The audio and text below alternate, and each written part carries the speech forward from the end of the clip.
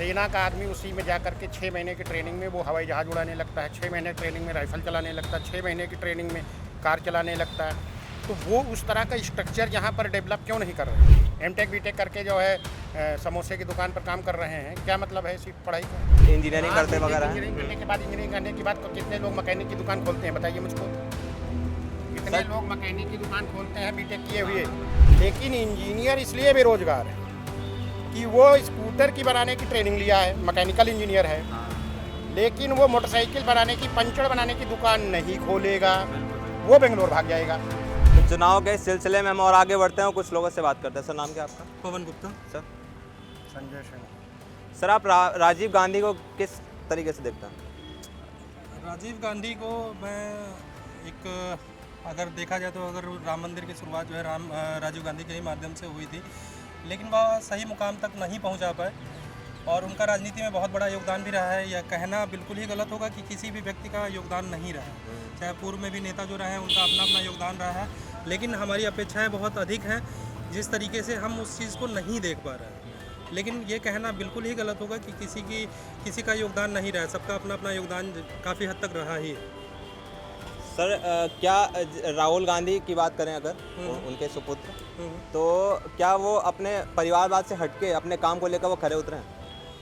देखिए, सही मायने में तो उनको काम करने का ना ही मौका मिला है, ना ही वो डिज़र्व भी नहीं करते हैं एक राजनीति में।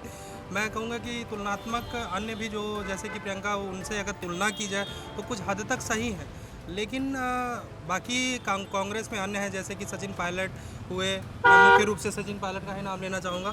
वह उनकी तुलना में काफ़ी बेहतर राजनीति में उनका दखल है, लेकिन कभी उनको मौका नहीं मिला है, लोग सीमित रहे हैं।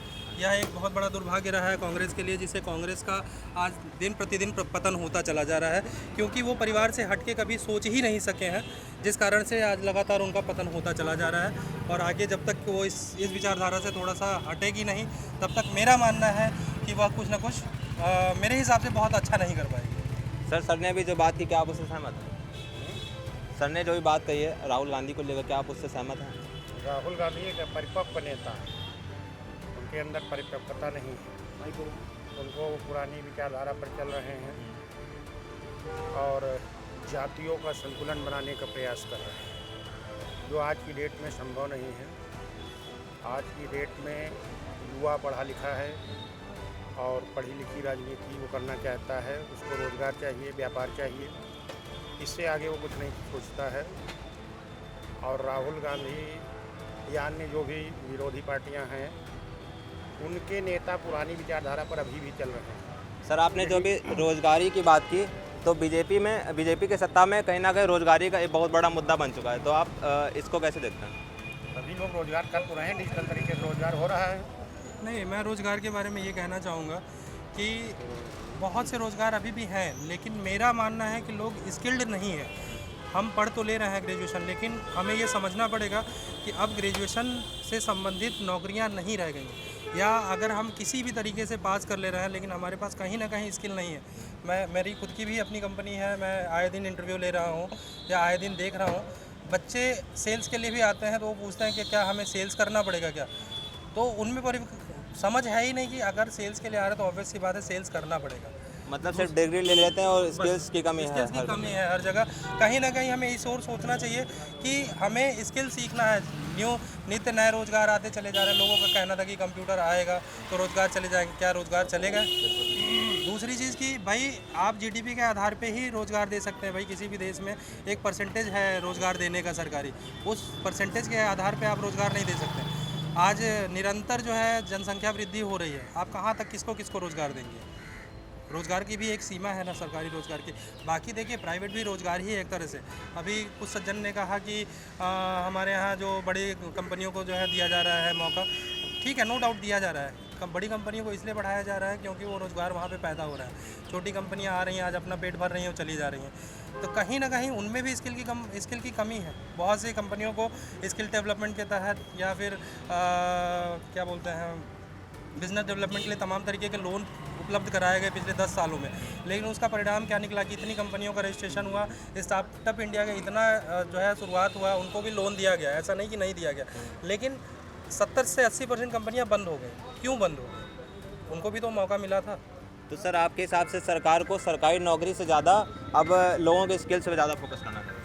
देखिए, शिक्षा एजुकेशन का जो सवाल है, जब तक एजुकेशन में परिवर्तन नहीं होगा तब तक ये रोजगार की समस्या हल नहीं होगी, सरकारें कोई भी। सवाल उठ रहा है, जैसे बीजेपी सरकार चल रही है, खैर इन्होंने बहुत अच्छे कार्य किए हैं, लेकिन जिस तरह से सेना का एक अलग कोर बना हुआ है, सेना में चाहे कक्षा 8 पास हो, चाहे स्कूल पास हो, चाहे इंटरमीडिएट, चाहे ग्रेजुएट, चाहे जो कुछ हो, सेना का आदमी उसी में जा कर के 6 महीने की ट्रेनिंग में वो हवाई जहाज़ उड़ाने लगता है, 6 महीने की ट्रेनिंग में राइफल चलाने लगता है, 6 महीने की ट्रेनिंग में कार चलाने लगता है। तो वो उस तरह का स्ट्रक्चर यहाँ पर डेवलप क्यों नहीं कर रहे हैं? कोई भी युवा है, कक्षा 8 पास हो, चाहे वो ग्रेजुएट, उसको 6 महीने की संबंधित विषय का कोर्स का ट्रेनिंग दीजिए और उसको जॉब दीजिए। फिर सर ऐसे सब लोग पढ़ाई छोड़ देंगे, जो मेन चीज़ है सिर्फ उसी पे करना। पढ़ाई से क्या फ़ायदा? एमटेक बीटेक करके जो है समोसे की दुकान पर काम कर रहे हैं, क्या मतलब है ऐसी पढ़ाई का? ऐसी शिक्षा की क्या ज़रूरत? मतलब अगर सिर्फ समोसे बनाने ट्रेनिंग नहीं लेते, ज़्यादा अच्छा स्वादिष्ट समोसा बना सकेंगे। सबसे बढ़िया स्वाद समोसे का ट्रेनिंग लेकर के समोसे की दुकान को ब्रांडिंग कीजिए। वाजपेयी पूड़ी वाला लखनऊ में तो नाम फेमस होगा, बड़े बड़े सूटेड वूटेड लंबी लंबी लाइन लगा के खड़े होते हैं, तो समोसा क्यों नहीं बिक सकता है? अच्छा सर, फेस में जो रियल में डिग्री लेके जो रियल में पढ़ाई करते हैं, उनकी तो वैल्यू बिल्कुल खत्म हो जाएगी। क्या रियल में पढ़ाई करते हैं? सर जो इंजीनियरिंग करते वगैरह हैं। इंजीनियरिंग करने के बाद, इंजीनियरिंग करने के बाद कितने लोग मैकेनिक की दुकान खोलते हैं, बताइए मुझको। कितने लोग मैकेनिक की दुकान खोलते हैं बीटेक किए हुए? मैकेनिक की दुकान वही लोग खोल रहे हैं जो बचपन में किन्हीं अभाव में नहीं पढ़े लिख पाए, किसी मैकेनिक की दुकान पर मिस्त्री गिरी सीख लिए और दुकान खोल लिए। बीटेक पढ़ा हुआ कितना कौन सा लड़का है जो मैकेनिक की दुकान खोलता है? माने कि उसको अपने जॉब से सेटिस्फेक्शन नहीं है, वो डिग्री तो ले रहा है पर हाथ में कालिक नहीं लगाना चाहता। सर जो करना चाह रहे हैं उनकी बात है, सॉफ्टवेयर इंजीनियरिंग वगैरह हो गया, जो भी हो गया, जो कौन करना चाहता है? बिल्कुल करना चाहते सर, वैसे लोग करेगा ही नहीं, कोई पढ़ेगा ही नहीं। कितने लोग बीटेक करने के बाद मोटरसाइकिल की, कार के गैराज खोले हैं? जरा इसका सर्वे कराइए, आपको मीडिया के आदमी हैं, करके देख लीजिए। उसको कुछ करना नहीं, बीटेक की डिग्री मिल गई है, उसको सिर्फ नौकरी चाहिए। और कौन सी नौकरी चाहिए? बड़ी इंडस्ट्री में नौकरी उसको चाहिए। वो अपना खुद का सेल्फ व्यवसाय नहीं करेगा। कितने लोगों ने बीटेक करके कार बनाई? तो अपनी स्किल्स को डेवलप ही नहीं कर रहे हैं, उनको तो नौकरी चाहिए ना। मतलब मेन मुद्दा आपका सर कोई डिग्री नहीं है, कोई कुछ भी नहीं है, सिर्फ और सिर्फ वही skills। यहाँ पे थोड़ा सा गलत जा रहा है। यह कतई भी कहने का उद्देश्य नहीं है कि डिग्री का कोई महत्व नहीं है, लेकिन मैं आपसे एक ज़रूर सवाल पूछना चाह रहा हूँ। आज इंटर पास बच्चे से पूछ लीजिए कि उसके सिलेबस में क्या क्या था, एग्ज़ाम देकर के आ रहा है, 1 महीने बाद पूछ लीजिए। खैर मैं ये नहीं कर रहा हूँ, उसकी ज़रूरत भी नहीं है कि वो याद रखे, वो कहीं भी हमारे वर्किंग में काम नहीं आता है। हमें डिग्रियाँ हमें इसलिए मिलती हैं कि हम एक अच्छे परिवेश में किस तरीके से पढ़ रहे हैं, किस तरीके से लिख रहे हैं, उसलिए होती हैं डिग्रियाँ। बाद में इनका कहने का मतलब ये है कि टेक्निकल डिग्रीज़ जो आप ले रहे हैं, क्या उस डिग्री के बाद सिर्फ इतनी ही आपकी आवश्यकता है कि आप 10,000, 15,000, 20,000 की नौकरी कहीं प्राप्त कर लें? क्या आप कुछ ऐसा नहीं, डिग्री किस लिए आप लेते हैं? आप समाज को बदलने के लिए, आप सामाजिक परिवेश को बदलने के लिए करते हैं, तभी तो आप डिग्री।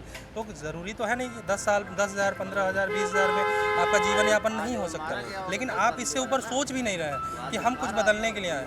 जो सोच रहा है वो बदल रहा है। कहीं ना कहीं इसमें सर हमारे एजुकेशन सिस्टम की कमी नहीं। एजुकेशन सिस्टम की कमी हम बहुत कम मानेंगे। हम ज़्यादातर ये मानेंगे कि हम बचपन से सीखते चले आ रहे हैं, हमारे माँ बाप हमें सिखाते हैं कि नौकर बनो, नौकर बनो। हमारी शुरुआत वहीं से होती है कि हमारे घर में हम सबकी अपेक्षाएं रहती हैं कि हम नौकर बने, ये शुरुआत से ही। तो बाद में आप सरकार को दोष देना बंद करिए, पहले अपने घर के परिवेश को बदलिए कि आपके घर की शुरुआत कहाँ से होती है। क्या आप अपने बच्चे को बिजनेसमैन भी बनाना चाहते हैं या सिर्फ नौकर बनाना चाहते हैं? मतलब कहीं ना कहीं घूम फिर के फिर वहीं पे बात आ जाती है कि लोगों के अंदर जागरूकता नहीं है। यही सबसे बड़ा कटु सत्य है कि जागरूकता नहीं है। और यह जागरूकता पहले घर से ही शुरुआत होती है कि हमें घर में यह डिसाइड करना पड़ेगा कि क्या हमारे बच्चों को नौकरी करना है या बिजनेस भी करना है। मैं ये नहीं कहता कि हर एक व्यक्ति बिजनेसमैन ही बन जाए। आज देश के अंदर सबसे ज़्यादा बेरोजगार अगर कोई व्यक्ति है तो वो बीटेक किया हुआ है, सबसे ज़्यादा नंबर 1 पोजीशन। और बीटेक वाला क्यों बेरोजगार है? डॉक्टर तो तुम बन गए, इंजेक्शन लगाना तुमको आ गया, आपने आपके पास मान लीजिए पैसा नहीं है तो आप किसी नर्सिंग होम में जा करके ट्रेनिंग व्रेनिंग ले करके अपना धीरे से कुछ कमाए हुए क्लिनिक खोल कर बैठ गए, 500 फीस निर्धारित कर दिया, आपका काम चलने लगा। लेकिन इंजीनियर इसलिए बेरोजगार है कि वो स्कूटर की बनाने की ट्रेनिंग लिया है, मैकेनिकल इंजीनियर है, लेकिन वो मोटरसाइकिल बनाने की, पंचर बनाने की दुकान नहीं खोलेगा। वो बेंगलोर भाग जाएगा, और बेंगलोर भाग जाएगा फिर कनाडा भाग जाएगा, वहाँ पेंटिंग करेगा। मगर जिसका कोर्स किया है वो नहीं मिलेगा, वो काम वो करेगा ही नहीं, आता ही नहीं। क्योंकि उसको जितने उसमें प्राइवेट शर्म आती है। इंजीनियरिंग कॉलेज खोल के- अब डॉक्टर कह दे यार मुझे शर्म आती है भैया इंजेक्शन लगाने में, मेरी छोटी सी क्लिनिक है, तो वो भी साला अपनी मूछ बनवाने का पैसा नहीं रख पाएगा। बताइए। एक्चुअली नंबर ऑफ बहुत ज़्यादा प्राइवेट इंजीनियरिंग कॉलेज खुल गए हैं, यही सबसे बड़ा दुर्भाग्य है, नहीं, उसका यही सबसे बड़ा दुर्भाग्य है। और सभी यूनिवर्सिटी बन गए अब। पहले बाबू बनारसी दास जो था वो अब वो यूनिवर्सिटी हो गया, तो इतने लड़के निकल रहे हैं, उनके लिए रोजगार नहीं है, वो अच्छे they are not getting good training at all. यही मतलब सर ओवरऑल ना स्किल की ही बात आती है कि कहीं ना कहीं किसी भी स्कूल कॉलेजेस में स्किल पे काम ही नहीं हो रहा है, बस हम पढ़ ले रहे काम नहीं हो रहा हैं, है। बस हम पढ़ ले रहे हैं। अच्छा आप बताइए, ये क्योंकि भाई खाना साहब पूर्ति यहाँ करना पूड़ी है। बना रहे हैं, इनकी बहुत पुरानी दुकान है, वो मैं जानता हूँ, ठीक है।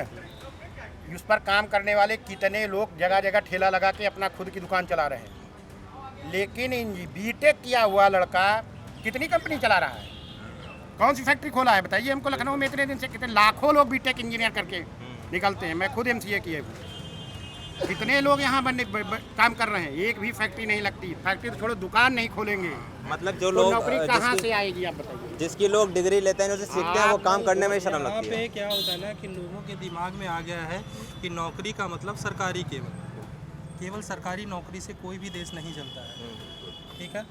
एक जीडीपी के आधार पे या जनसंख्या के आधार पे एक जॉब निर्धारित है कि उतने ही लोगों को सरकारी नौकरी मिलेगी। आज लोग तुलना करते हैं कि 2004 में नौकरी ज़्यादा थी, 2010 में नौकरी ज़्यादा थी ज़्यादा, तब आबादी कितनी थी, इस पे भी जोड़िए। आज पिछले 10 सालों में कम से कम आबादी में 30 से 40 करोड़ की बढ़त हुई है, ठीक है। आप बताइए ये कहाँ से आएगा, कहाँ से आप रोजगार देंगे? मतलब सर जो आदमी बेटा जाओ यहाँ जाओ।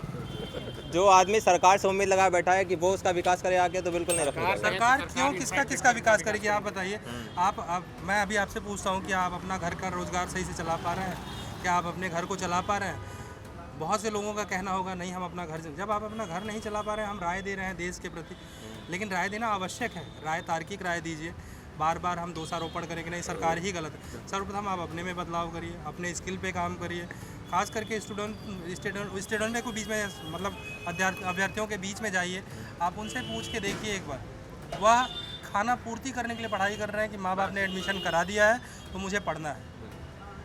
आज किसी भी यूनिवर्सिटी में चले जाइए, पढ़ाई से कम हुल्लड़बाजी ज़्यादा हो रहा है। आप मैं कोई भी यूनिवर्सिटी का नाम ले लीजिए, ठीक है। अब सैटरडे संडे का फैशन आ गया है, स्कूल सुबह 7 बजे से यूनिवर्सिटी शुरू होता है, रात के 7 बजे ख़त्म होता है।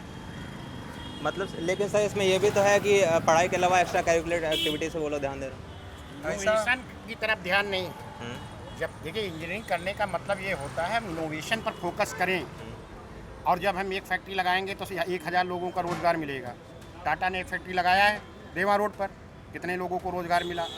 जो ये लाखों की संख्या, मान लो एक आदमी गरीब हो सकता है, लाखों स्टूडेंट्स ऐसे हैं जिनके माँ बाप डोनेशन देते हैं कॉलेजों में, तो क्या वो लोग मिल करके एक जो है फैक्ट्री नहीं लगा सकते हैं? मतलब सर डोनेशन दे के ज़बरदस्ती पढ़ाई करने से अच्छा है वो अपने खुद पे ज़्यादा ध्यान दें। बिल्कुल, डोनेशन दे करके पढ़ते हैं, पढ़ने के बाद जब आता नहीं तो जॉब कहाँ से मिलेगी?